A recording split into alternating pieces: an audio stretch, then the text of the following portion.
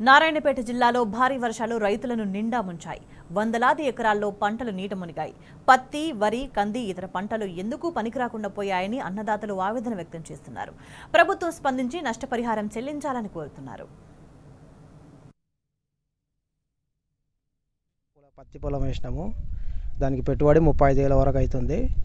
అందువలన మాకు వాన 2 రోజుల నుండి వానలు పడి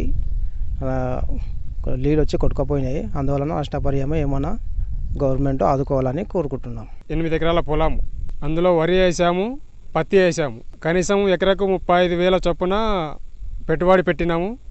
కానీ 8 ఎకరాల పొలము నీళ్ళు వచ్చి కాసి నీళ్ళు నిండినాయి, నష్టం జరిగింది. కావున గవర్నమెంటు దయచేసి మా యొక్క రైతులని ఆదుకోవాలని కోరుకుంటున్నాము.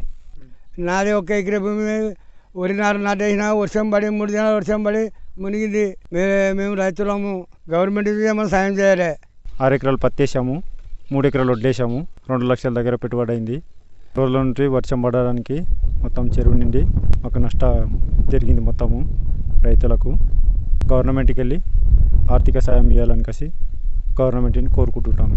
ఈడ కంది చేను సుమారు 7 ఎకరాలు వేసినాము. ఇది మొత్తం నీళ్ళ మట్టం అయికాసి మొత్తం అంతా మునిగిపోయింది.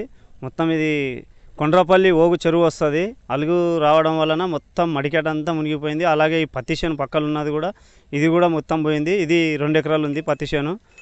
మాకు ఇప్పుడున్న ప్రభుత్వం ఆదుకోవాలని కోరుకుంటున్నాను.